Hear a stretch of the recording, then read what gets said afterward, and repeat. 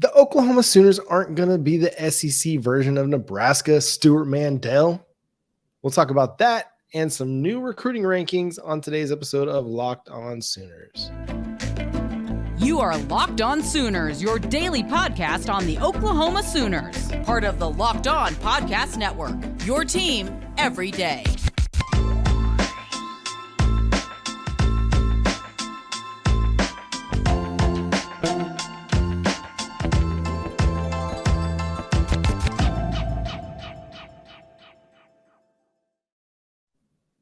What's up, Sooner Nation? Welcome to Locked On Sooners. Thank you for making Locked On Sooners your first listen every single day. Today's episode is brought to you by FanDuel Sportsbook, official sportsbook of Locked On. Make every moment more. Visit FanDuel.com/LockedOn to get started today.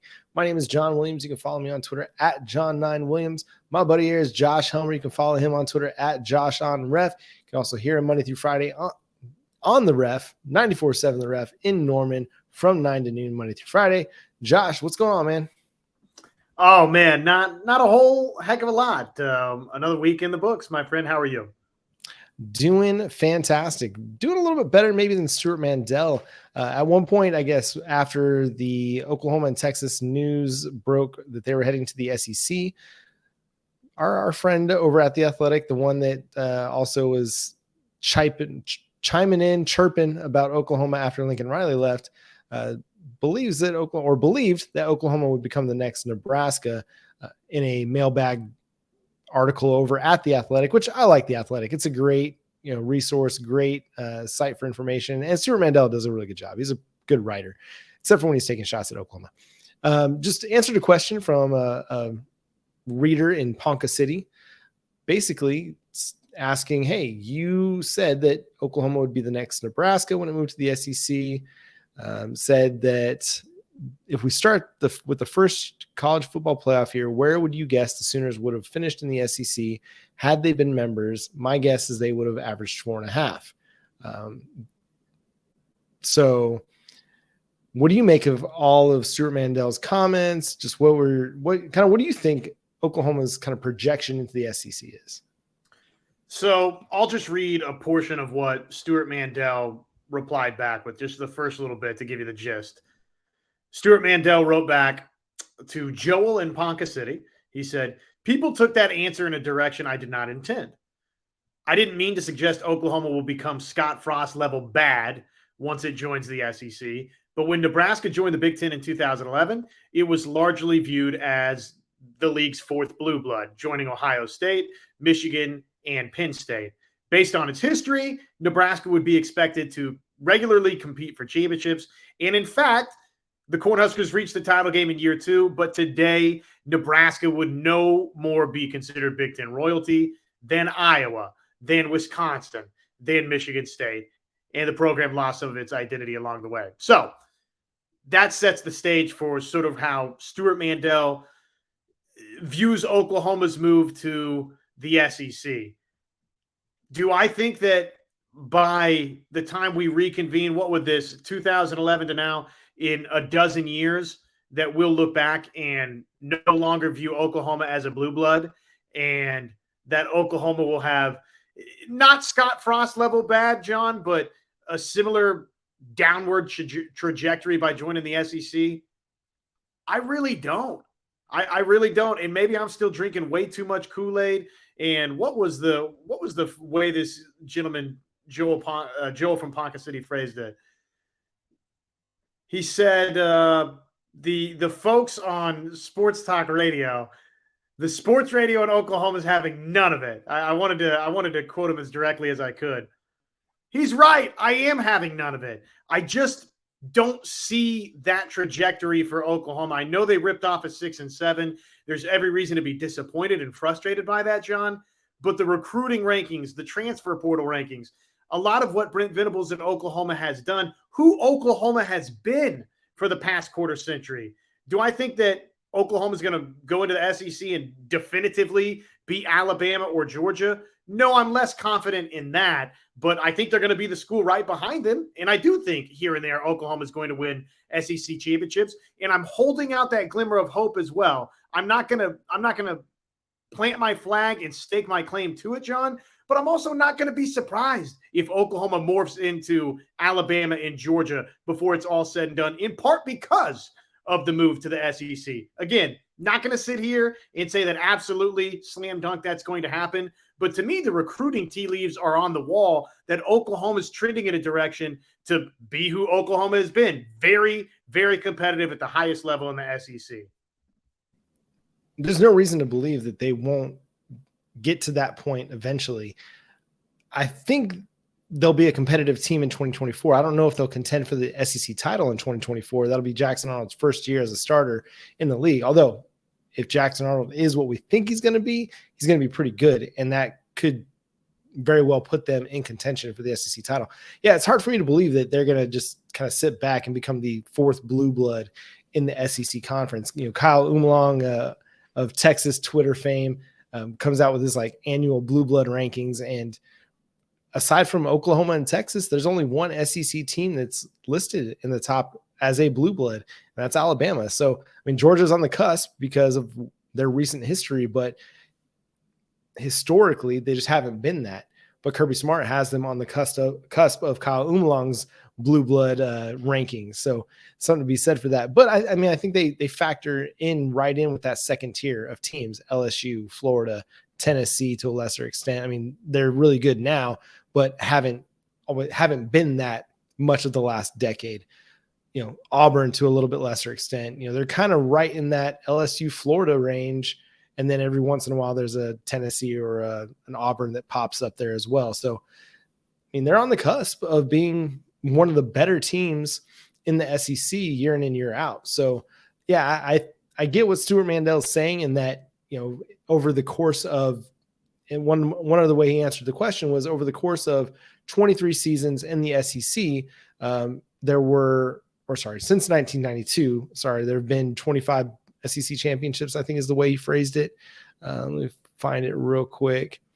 Oklahoma has won a remarkable 14 Big 12 championships in 23 seasons. Meanwhile, there have been 31 SEC championship games since 1992, of which Alabama has won 10, Florida 7, and no one else has won more than 5. So it speaks to the depth in the conference. And he puts Oklahoma, if you were to take that same time frame since 1992 to now, he would put kind of them averaging 4.5 conference titles in that, or put the over under at 4.5 for Oklahoma. And I think they'd probably be around the 5. You know, I think they could probably be as much of a contender as Florida in a given year, but it's a tough conference. And the good thing about it is you don't have to win the SEC to win a national championship anymore. Not starting in 2024. You just got to get to the playoff. Do you have to be competitive in the SEC? Absolutely. Do you have to probably win 10 games on an SEC schedule? Probably. But you don't have to win the conference in order to go on and to contend for a national title. So, one, that's the benefit of the playoff expansion. But two, I do think Oklahoma is going to be an SEC contender.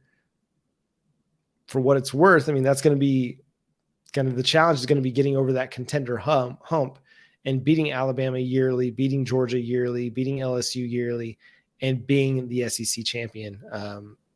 I think they could do it during Jackson Arnold's tenure, because I do think he's going to be that dynamic of a quarterback for the Sooners. And we're going to talk more about Jackson Arnold here in a second, but yeah, he's just that good of a player. And I think he's got the right head on him to help lead Oklahoma. And in addition to all the talent that Brent Venables and his staff is bringing into the SEC, and be successful. It is a fascinating point in just the sense, like, I think when we hear Oklahoma is going to become the new Nebraska, Nebraska's been a laughingstock.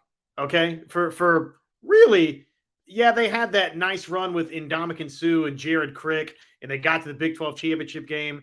And I think that first little bit, John, in the Big Ten, maybe that first year was nice for Nebraska, but largely for dating back, the last 20 some odd seasons, Nebraska's not been a good football program. And a lot of times they've been a losing football program. So when you hear Oklahoma is going to be the next Nebraska, you think that basically Stuart Mandel and others are saying that Oklahoma is going to be what they were in 2022. 6-7 or worse most seasons going forward. And I definitely don't see that being in the cards for Oklahoma, though I can entertain if he's not meaning in that sense that maybe in 15, 20 years we look at it and, Georgia, you mentioned Georgia not being a blue blood. I agree. Historically, they're not. I think, to me, I fashioned Georgia a lot like I fashioned Clemson over the last X amount of years. Have won national championships recently and are clearly one of the main powers in the sport today. But over the course of 5, 6, 7 decades, you wouldn't feel that way about either Georgia or Clemson the way that you would feel about Oklahoma.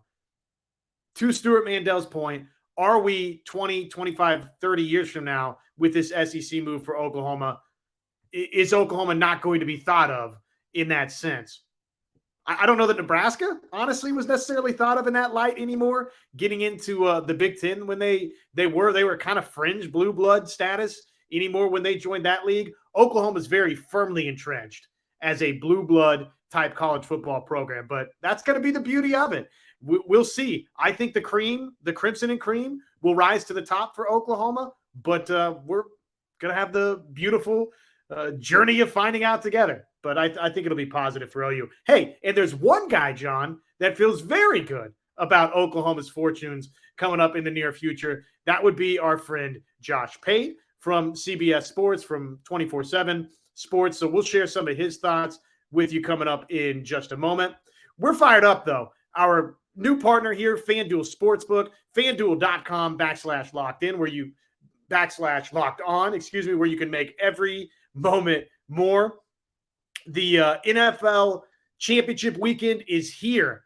Philadelphia, San Fran, Kansas City, Cincinnati. Can't wait. New customers, you join today, you get started with $150 in free bets, guaranteed just by placing your first $5 bet. That is for new customers. Join today. Get started. $150 in free bets guaranteed when you place your first $5 bet. You can sign up at FanDuel.com/locked on. So football fans, don't miss out. Go on over there, make every moment more with FanDuel, the official sportsbook partner of the NFL. So Josh Pate is somebody that's been on this meteoric rise throughout the college football reporting industry. And he's established himself, John, I think it's safe to say, as one of the top voices really in college football now. Think of maybe a Joel Klatt and several other voices that are national pundits to where, okay, you hear them speak and that's notable. Well, Josh Pate says, expect a big bounce back season for Oklahoma. And the most interesting thing, I think, that Josh Pate said, he was down at the Elite 11, John, and he said, and I'll believe it when I see it, but he says expect Jackson Arnold not necessarily to win the job, but basically he will be in no way, shape, or form surprised if Jackson Arnold is Oklahoma's starting quarterback at some point in 2023. It can create that kind of reaction. What? No, I mean, excuse me, but I mean, that's something else. Yeah, it's possible. I mean, he's that talented of a kid. I just think I feel like he'll kind of get the stiff arm from the coaching staff, even if he's that good, that it's Dillon Gabriel's job. And unless Dillon Gabriel has some egregious games, that it's going to be hard for, them to pull him from a game. I don't think they're going to do the do-si-do that Lincoln Riley did with Spencer Rattler twice and pull Dillon Gabriel, knowing what they've got on the bench because of what happened to the last guy, and Jeff Levy's got probably a much deeper relationship with Dillon Gabriel than Lincoln Riley had with Rattler. So I would argue, yes, it's possible because Jackson Arnold is that talented of a player, but I think it's improbable because I think this is Dillon Gabriel's team. He came back to be the starting quarterback at Oklahoma, and we saw in 2022 how little they trusted true freshmen to play, even when it meant they had no depth. Think Jaron Kanak at linebacker, when you had your linebackers playing 90 to 100 snaps in games and you didn't feel comfortable rolling out one of your true freshman linebackers for a series just to spell them. So it leads me to be a little leery of kind of buying into the idea that Jackson Arnold could compete for the starting quarterback job in 2023. I likewise would be highly, highly surprised. To me, you've got, again, you've got the buy him 1 year for Jackson Arnold, right? Get to tutor, learn from, go through the mentorship, the apprenticeship with Dillon Gabriel. That's valuable for Jackson Arnold. It's in Oklahoma's best interest. I've said it.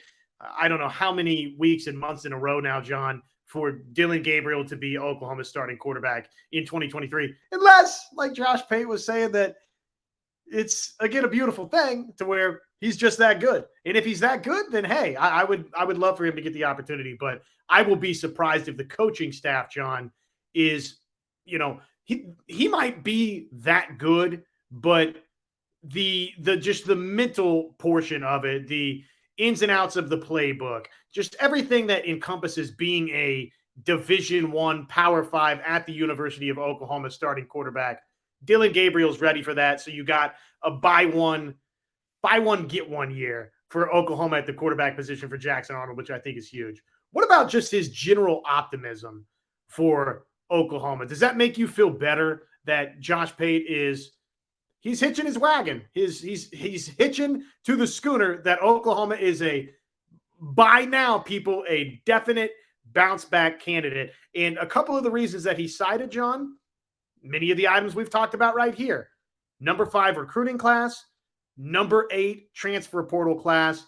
And he didn't really talk about just the confidence in Brent Venables and the staff itself, but those 2 components he felt really, really good about for Oklahoma as a bounce back. Yeah, I think the transfer portal class more than the recruiting class gives me confidence that this defense is going to be better, which gives me confidence that the team's going to be better. Because unless you're, cutting the points allowed to fewer than 30, closer to 25, points per game, then I'm not sure that this team will improve from a win totals perspective. But given the fact that they've added so much defensive talent with college football Power 5 production in their history, in their careers, it's going to make the defense as a whole better. You're adding more depth. And then you add in the recruiting class, you add in the guys that were 2022 signees, enrollees that have now spent a year in Norman and are ready to take on significant roles in the defense, that are more ready to be a part of Oklahoma's defense than maybe some of those guys that departed in the transfer portal, the 15 defensive players that departed in the transfer portal. Your Robert Spears, Jennings, Gentry, Williams, those guys are now ready to step into significant roles for the Sooners. Will that happen? Maybe, maybe not. But they've spent a year with Oklahoma. So everybody's had more time to acclimate to the defense, understand what is required of them, their responsibilities.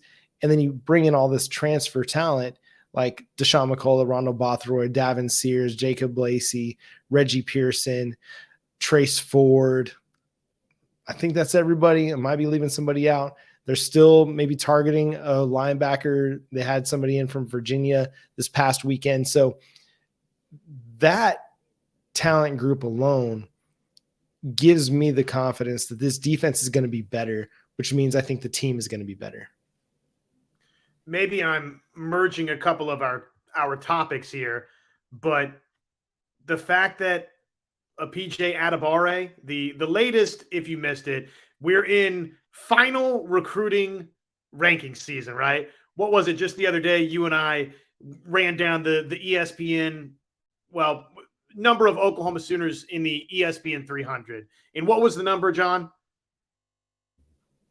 8 or 9?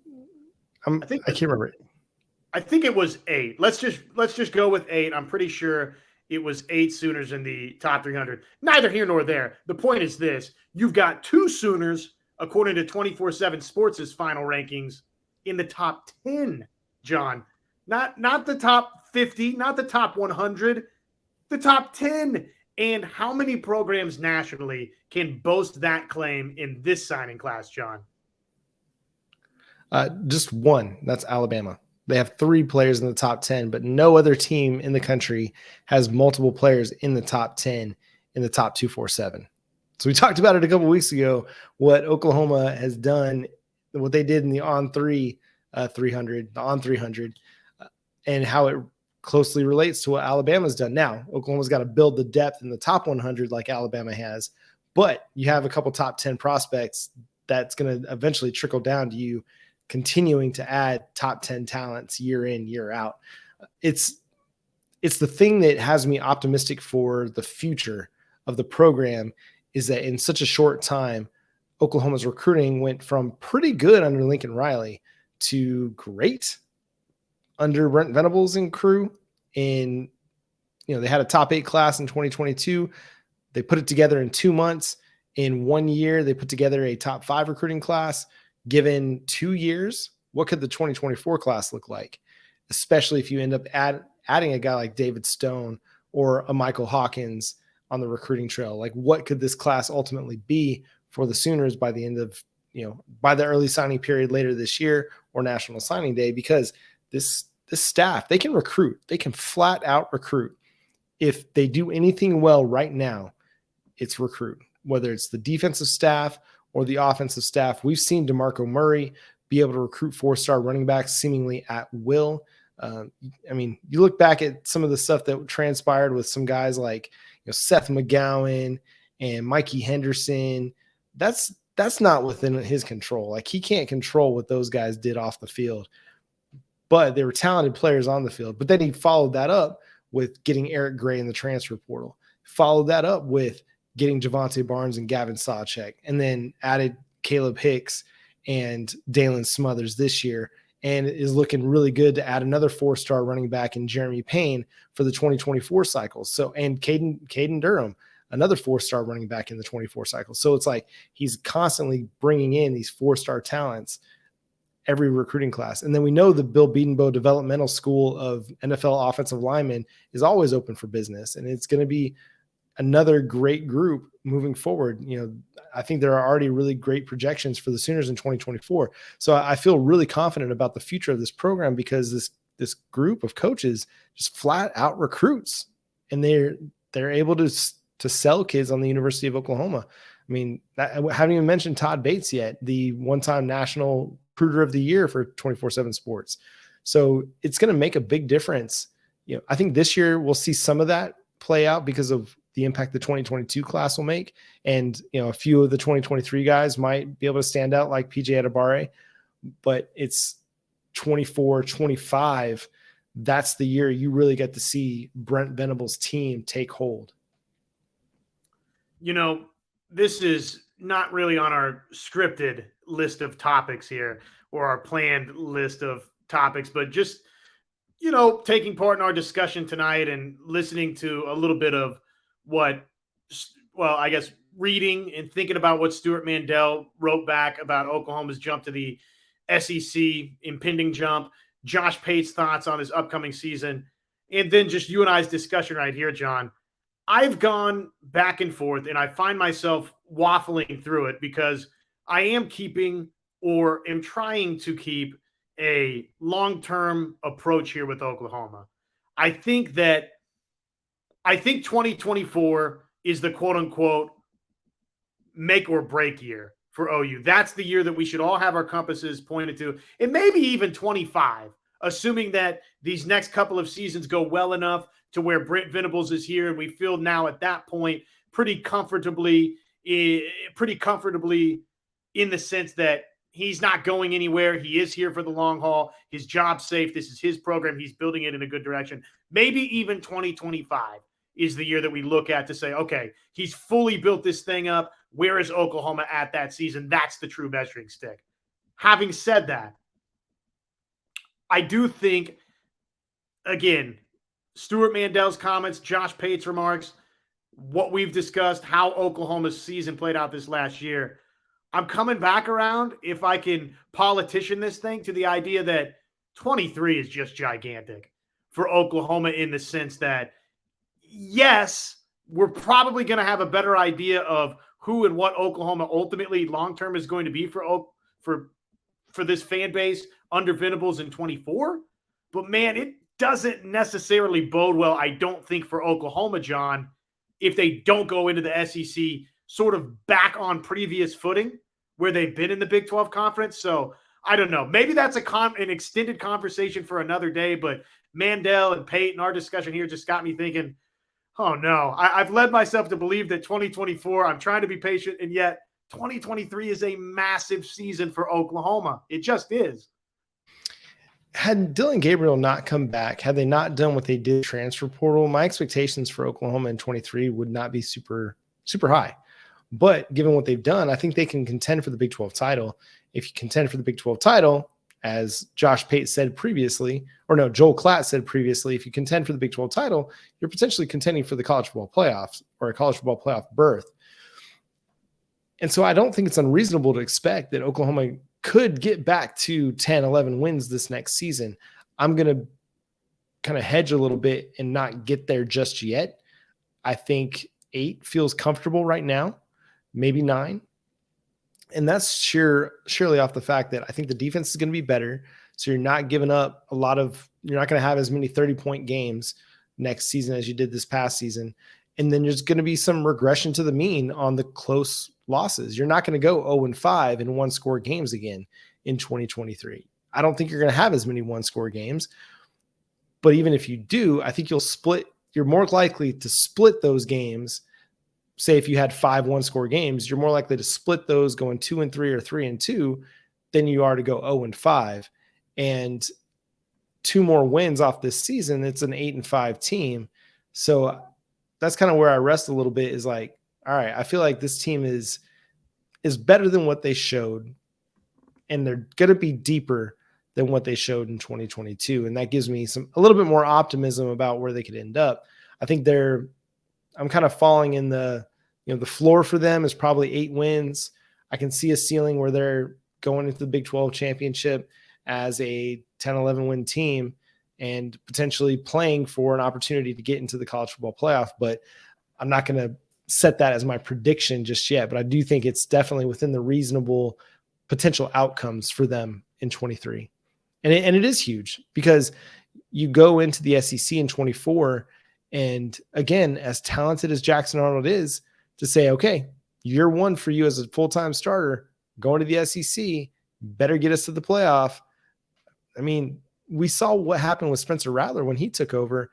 He got a little shell-shocked. Like it was a difficult transition for him. And I'm not saying that they're the same quarterback or they have the same mentality or the same dog in them or, whatever it is. I'm just using that as an example to kind of temper expectations for what's possible. Because if we remember back to the glory days of our quarterbacking, Josh Heupel was an experienced player coming to Oklahoma. I mean, Sam Bradford, he was a unicorn, stepped in right away, was dominating right away. But then you look at the rest of it, and you don't see many true freshmen just coming in or redshirt freshmen even coming in and just playing lights out from the beginning. You had Baker Mayfield, had some experience at Tech, came to Oklahoma, played great. Kyler Murray didn't really play a ton at A&M, but played some, came to Oklahoma, played great. Jalen Hurts, that's the big debate on social media right now, but he went to Alabama, played, fairly well, played well enough to get them to a couple title games, and then came to Oklahoma and found himself as a passer under Lincoln Riley. And that's brings me to another point, but I think that the future Oklahoma-Alabama game should be for the Jalen Hurts trophy, the rights to claim Jalen Hurts as a player, but or maybe not. Jalen can claim whatever he wants to, but all that to say is 24 is going to be kind of the temper expectations year. I want to see Oklahoma in the SEC before I'm willing to say, yeah, they're an SEC contender, a title contender. But you're right, 23 is huge. This is kind of your big shot to make a big statement on the national scene before you go to the SEC and potentially have to take a bit of a step back as you try to wade your way through the Georgias and Floridas and Alabamas and LSUs and Auburns. And, not all those teams are elite teams, but every once in a while they are. And it's a growing and deepening league itself. So this next year is huge for Oklahoma. Well, I just think, John, I've said it here before. I've said it on the radio before. To me, there's only so long OU is going to be able, and what a novel concept. What a brilliant marksman Josh Helmer is. But there's only so many years that OU can finish 6 and 7 and pump out a top 5 signing class.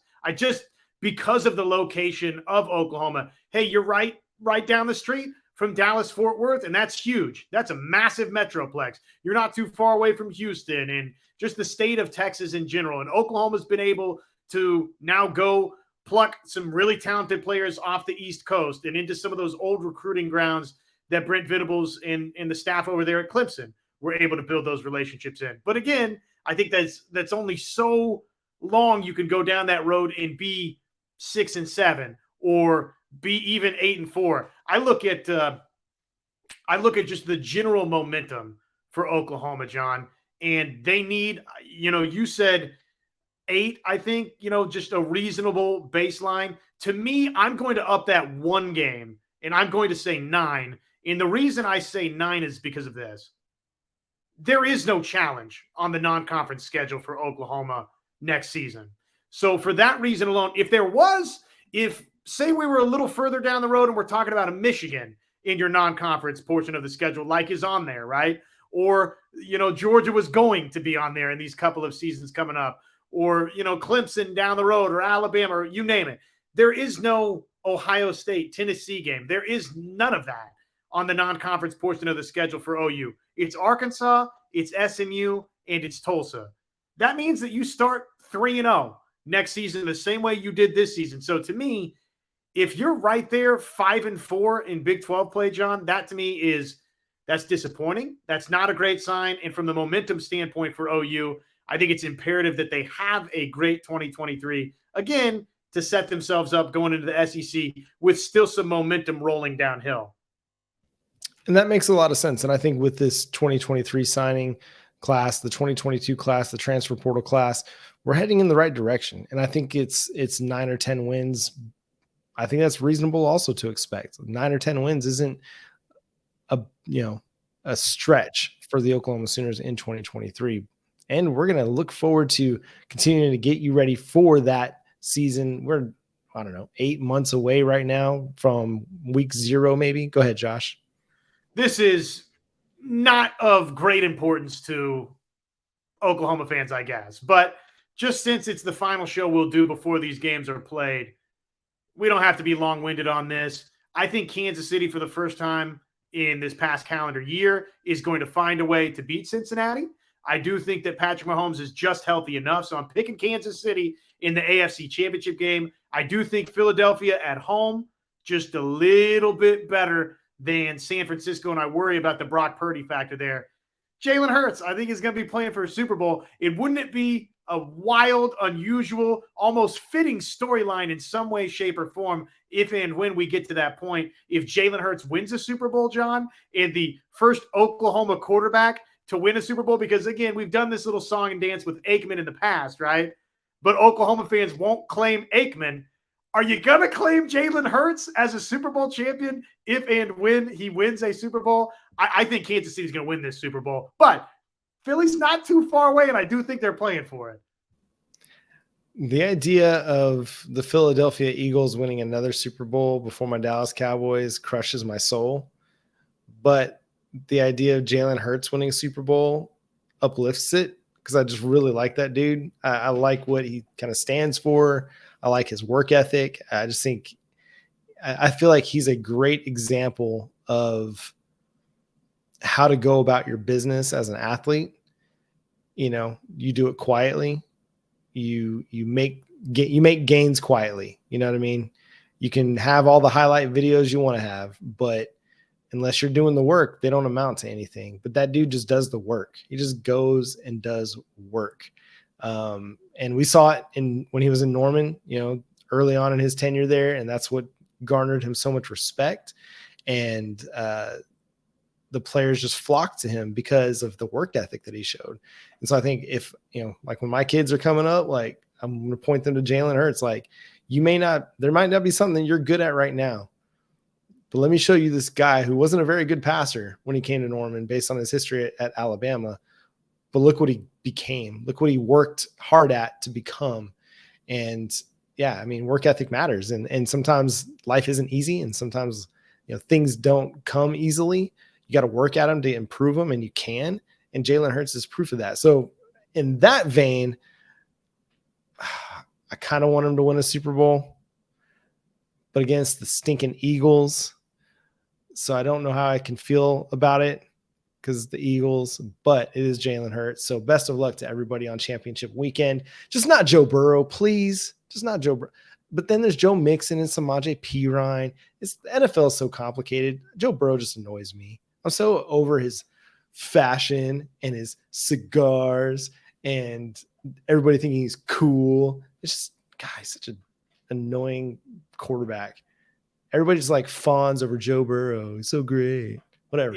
This dates back to the Peach Bowl clearly for you. And I understand a little bit of what you're talking about. And obviously he burnt Kansas City directly last year. I do dig myself some Joe Burrow, but this conference championship weekend, I can't wait. It's painted crimson, man. There's all sorts of Sooner influences all over. It's crazy. Yeah, it's going to be fun. If you've got a favorite Sooner that you're rooting for, you're going to have a lot of fun this weekend.